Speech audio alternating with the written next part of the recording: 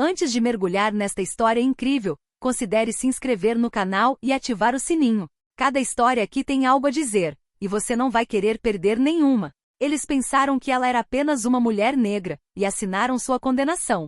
No tumulto das ruas de Chicago, onde arranha-céus se erguem como fortalezas de vidro e arrogância, onde fortunas são feitas e destruídas em torno de mesas de mármore em escritórios do 100º andar, Monica Jefferson, 43 anos, avançou na cidade com a discrição de uma rainha mascarada. Ela não atraiu o brilho da mídia nem a bajulação oportunista dos poderosos. Não. Seu poder era silencioso, afiado, ancorado.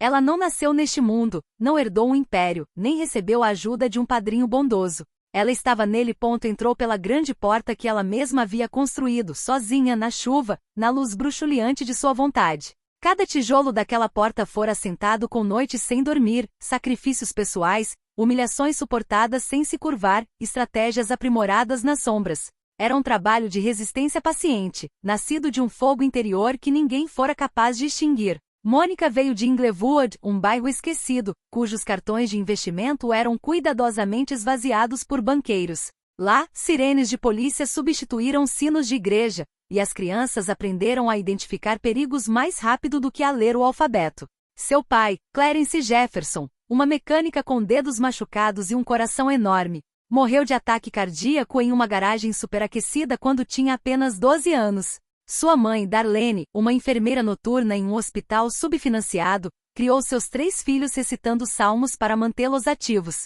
Foi lá, nesse ambiente hostil, que Monica entendeu uma verdade brutal quando ainda muito jovem. Ninguém viria salvá-la, nem o Estado, nem o destino, nem um homem providencial. Aprendeu a ler contratos como outros leem romances, a decifrar rostos, a antecipar silêncios.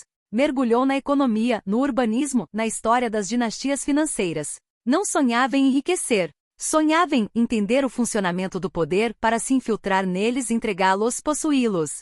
Na adolescência, ela passava as tardes na biblioteca Harold Washington enquanto outros vagavam pelas ruas. Lia relatórios de desenvolvimento urbano, analisava as trajetórias profissionais de homens como Rockefeller e Sanzel e analisava criticamente como grandes projetos excluíam sistematicamente pessoas que se pareciam com eles. Admitido na escola de negócios Wharton graças a uma bolsa de estudos, ela ingressou em um mundo frio e elitista, cético em relação à sua presença. Mas nunca se deixou intimidar. Bilingue, graças a um vizinho porto-riquenho que lhe ensinara espanhol brilhante, calma, ela se especializou em negociação, finanças, fusões e aquisições. A psicologia do poder. Enquanto seus colegas organizavam coquetéis para impressionar os recrutadores, Monica observava, aprendia, planejava. Ela sabia que seu caminho não envolveria atalhos. Ela não queria se encaixar. Ela queria virar a mesa. Após se formar na Wharton, ela recusou cargos bem remunerados em escritórios tradicionais. Ela optou por aprender na prática. Trabalhou em uma pequena imobiliária em Bronzeville e, em seguida, em uma empresa de reurbanização que especulava com a gentrificação de bairros. Observou os métodos, as estruturas legais, a dinâmica da exclusão. Viu como as pessoas fingiam ajudar comunidades pobres enquanto as deslocavam. Então, tomou notas. Aprendeu a falar a linguagem dos investidores, a seduzir banqueiros e a ler nos olhos dos advogados o que eles não diziam. Cada riso condescendente para ela se tornou para ela um lembrete, um combustível. Ela frequentemente se passava por uma simples consultora ou assistente. Ela era subestimada, e isso era perfeito. Ela sabia de seus maiores golpes são preparados na invisibilidade. Enquanto seus antigos colegas alardeavam seus sucessos no LinkedIn, ela construía discretamente uma rede de acionistas minoritários, comprava ações às escondidas, assinava contratos com cautela e encobria seus rastros. Ela se antecipou, contornou e se preparou. E quando chegou a hora, ela não bateria na porta do poder. Ela o empurraria com elegância. Naquela manhã 24 de março, uma leve névoa subiu acima do lago Michigan, tornando o horizonte turvo, quase irreal. Mas no topo do centro de negócios Lakeville, tudo estava perfeitamente claro. 6 homens todos brancos, todos milionários, alguns bilionários, membros de um círculo de influenciadores econômicos que a imprensa apelidou o Clube Invisível, estavam se preparando para finalizar o que eles acreditavam ser sua maior operação do ano, a redenção completa do complexo da Torre Jefferson, um projeto de 3 torres de luxo com vista para o lago a poucos passos do distrito financeiro. sentados ao redor de uma mesa de mogno maciço em uma sala de conferências onde couro, cromo e obras de arte contemporâneas competiam por prestígio. Eles já estavam se parabenizando. Charles Whitmore, patriarca do grupo, cabelos brancos, relógio suíço e ego mais forte que os rins. Ajeitou os óculos enquanto consultava os documentos. Thomas Granger, mais jovem, herdeiro de uma fortuna familiar, digitava distraidamente no telefone, respondendo mensagens sem olhar para cima. Reitor Bispo Frederico Cole, Stephen Haskin e Jonathan Myers, todos sentados em um semicírculo perfeitamente alinhado, trocaram palavras em voz baixa sobre as vantagens fiscais a serem obtidas com essa aquisição. Durante vários meses eles trabalharam nos bastidores, comprando ações de acionistas secundários, orquestrando aquisições rápidas e negociando opções com empresas de fachada. O objetivo era simples: assumir o controle total do projeto, para torná-lo um emblema de seu domínio sobre a paisagem urbana de Chicago. Havia apenas uma variável que lhes escapava, ou melhor, eles pensavam que a tinham neutralizado: Monica Jefferson. Uma mulher negra que eles consideravam um mero peão em uma estratégia quase fora de seu controle. Eles tinham ouvido vagamente seu nome em algumas negociações. Disseram-lhes que ela havia comprado ações aqui e ali, por meio de um fundo com nome discreto, mas nada ameaçador. Em suas mentes, uma mulher negra de Inglewood não conseguia tocar no nível deles. Eles achavam que ela era uma fachada para outro investidor, ou uma ambição local que poderia ser deixada de lado com milhões. Às 10h01, a porta se abriu. Mônica entrou, vestida com um terno azul meia-noite impecável, com suas linhas simples, mas sob medida, exalava uma autoridade silenciosa. Ao seu lado, Jasmine Reed, sua assistente pessoal, uma jovem animada, já estava tomando notas em seu tablet. Eles mal haviam cruzado o limiar quando Charles Whitmore inclinou-se em direção ao seu vizinho com um sorriso irônico. Presumo que o serviço de buffet já tenha passado, ele murmurou presunçosamente. Mônica não reagiu. Seu rosto estava congelado em perfeito controle. Seus olhos perscrutavam calmamente o ambiente, como se estivesse anotando mentalmente cada detalhe, cada postura, cada carranca. Thomas Granger, sem levantar os olhos da tela, disse: "Os principais acionistas estão atrasados?" Seguiu-se uma risadinha silenciosa. O ar estava denso, saturado de condescendência. Mas Mônica não veio responder. Ela caminhou até a ponta da mesa, colocou delicadamente uma maleta de couro sobre ela e deu um passo para trás. Ela deixou que a própria ignorância preenchesse o silêncio. Às 10h03, a porta se fechou atrás. Mestre Ronald Ellis, um advogado temido no meio empresarial, especializado em aquisições cruzadas e acordos financeiros internacionais. Sua presença deveria ser suficiente para despertar suspeitas, mas a arrogância tem este lado perigoso: isso deixa você cego aos sinais de alerta. Ele sentou-se calmamente ao lado de Mônica. Abriu o laptop. Snap. A tela acendeu. Estava tudo pronto. Um dos homens, Frederico Cole, sentado junto à janela saliente com vista para o lago, suspirou enquanto olhava para o relógio. Sua voz monótona, desgastada por décadas de reuniões e transações automatizadas, ecoava pela sala. "Certo, vamos passar para as contratações. O acordo é simples. Ficamos com as últimas participações minoritárias e a gestão do projeto passa inteiramente para o nosso controle." Vários assentiram mecanicamente. A caneta Montblanc de Charles Whitmore já estava em suas mãos. Os documentos, preparados com antecedência, aguardavam apenas a tinta de sua arrogância. É neste preciso momento que Mônica tira a mão, lentamente, como se estivesse interrompendo o fluxo de um rio. "Acredito que há um erro na sua leitura dos documentos." Um tremor quase imperceptível percorreu a sala. A interrupção foi incomum, não planejada. Irritante. Whitmore franziu a testa sem nem tentar esconder sua exasperação. "E por que isso?" Ele rosnou num tom que dizia tudo. "Quem é você para interromper o que não entende?" Mônica, imperturbável, abriu seu arquivo. Cada gesto era controlado, medido, quase coreografado. Ela tirou uma pilha de documentos encadernados, marcados com selos oficiais, assinaturas autenticadas e números de registro. Ela os colocou no centro da mesa, como se estivesse colocando uma bomba cujo pino já foi removido. "Nos últimos 6 meses comprei discretamente as ações de 11 acionistas ocultos, incluindo as da holding secundária Northbridge Capital, que, se não me engano, Sr. Whitmore, é 80% sua." O silêncio que se seguiu foi brutal, visceral. O peso das palavras caiu sobre eles como um teto desabando sem aviso. Olhares se encontraram, vazios de compreensão. Granger enrijeceu, com o maxilar cerrado. Começou a digitar febrilmente no celular, tentando falar com o advogado.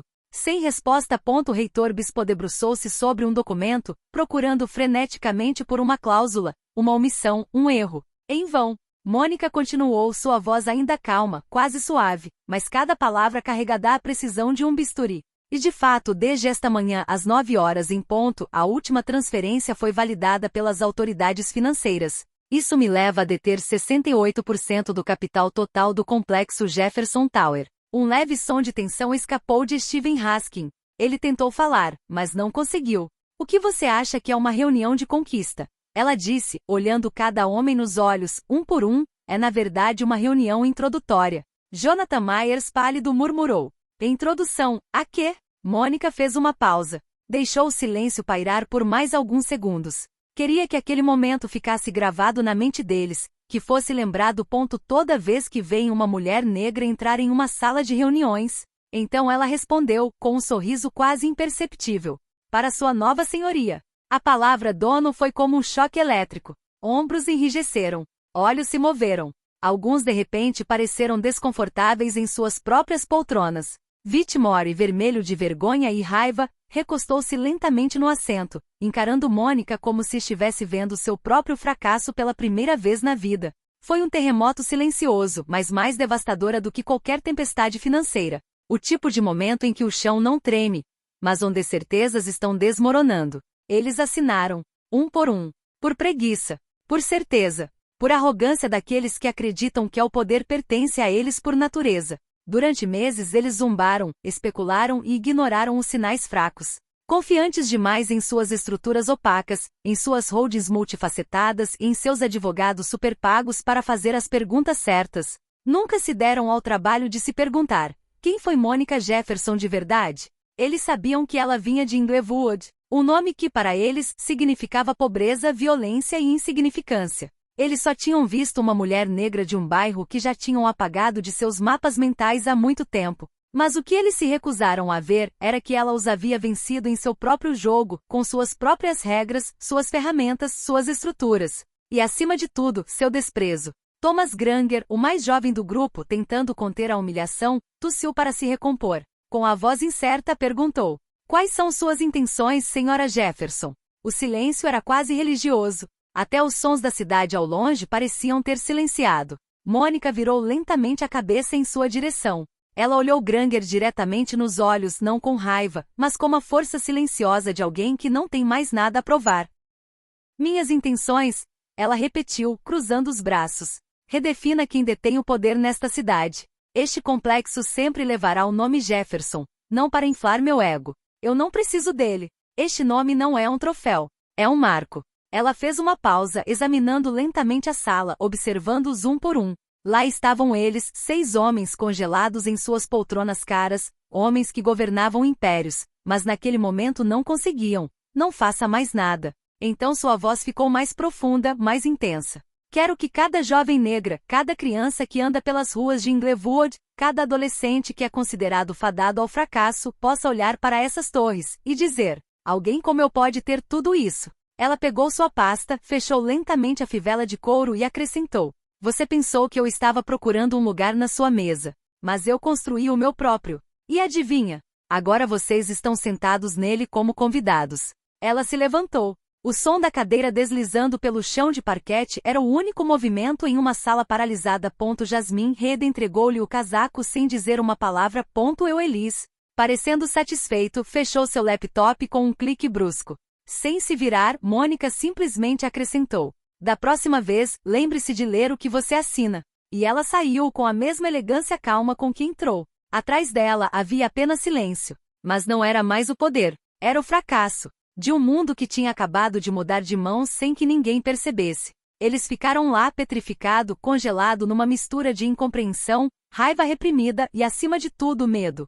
Há de ter que viver dali em diante em uma paisagem onde o poder não lhes era mais garantido. Na manhã seguinte, enquanto o sol nascia sobre Chicago, a notícia abalou a cidade como uma onda de choque. Não se tratava mais de uma simples compra de imóvel. Era uma reviravolta simbólica, um terremoto nos círculos de poder. As manchetes da imprensa empresarial seguiram uma após a outra, cada uma mais surpreendente e admiradora que a anterior. Item. Forbes, o mulher negra que virou o mercado de Chicago de cabeça para baixo. Bloomberg, Torre Jefferson, a OPA, o filme mudo mais brilhante da década. CNN Negócios, Mônica Jefferson, símbolo de uma nova geração de poder negro. O jornal New York Times, ela não gritou. Ela conquistou. Nas televisões, os especialistas debateram. Alguns elogiaram o seu audácia estratégica, outros se perguntaram sobre o vácuo legal que seu golpe de mestre revelou. Mas todos reconheceram uma coisa: Mônica Jefferson tinha acabado de redefinir as regras do jogo num mundo sempre dominado por uma elite homogênea. As principais redes de TV exibiram imagens dela saindo do Lakeview Business Center, com a figura ereta e o rosto impassível. Ao fundo, analistas falavam de uma revolução silenciosa e de uma reapropriação de capital. Mas Mônica, por sua vez, não perdeu um segundo nos salões dourados dos talk shows. Não foi uma vingança pessoal. Foi uma fundação, uma passarela, uma brecha na parede. Nas semanas seguintes, Mônica anunciou a criação de um fundo de investimento comunitário chamado Aumento do Patrimônio. Dotado de várias dezenas de milhões de dólares, visava financiar projetos de empreendedores de bairros marginalizados, muitas vezes ignorados pelos bancos tradicionais. Ela disse em um discurso na Fórum de Inovação Urbana de Chicago: talento nunca foi o problema. Acesso a capital, sim. Não quero apenas ter torres. Quero que outros as construam. Quero que o sonho vá além de mim. Mas ela não parou por aí. Ela também jogou uma bolsa anual, nomeado a Bolsa Darlene Jefferson, em homenagem à sua mãe. Esta bolsa cobre uma mensalidade integral para jovens mulheres afro-americanas admitidas nas principais escolas de negócios do país, incluindo Wharton, NY Western e Howard University. A primeira turma de bolsistas foi apresentada com grande pompa aos pés das Jefferson Towers, onde um dia antes, era inédito que uma mulher negra pudesse ser dona do local. As jovens, vestidas com vestidos elegantes e os olhos brilhando de orgulho, posavam no telhado de uma das torres, com Mônica no centro com a mão no coração. Quando um jornalista de O Atlântico questionada sobre como se sentia em relação à humilhação desses homens poderosos, Mônica permaneceu em silêncio por um momento. Então respondeu, olhando diretamente para a câmera: o não foi vingança. Foi reparação silenciosa. Uma resposta a gerações de invisibilidade. Não levantei a voz, não quebrei nenhuma porta. Simplesmente olhei para onde se recusavam a ver e segui em frente. E acredite, isso é só o começo. Eles a viram entrar como uma mulher negra simples, uma anomalia em um mundo codificado por e para eles. Eles a ignoraram, a desprezaram, a humilharam. Mas eles não esperavam que isso acontecesse como um tufão de estratégia, compostura e dignidade. Eles assinaram os documentos, convencidos de que estavam vencendo uma batalha. Mas ao subestimar Mônica Jefferson, eles assinaram sua própria condenação. E enquanto eles ainda tentavam entender o que tinha acontecido, o próprio mundo já havia mudado.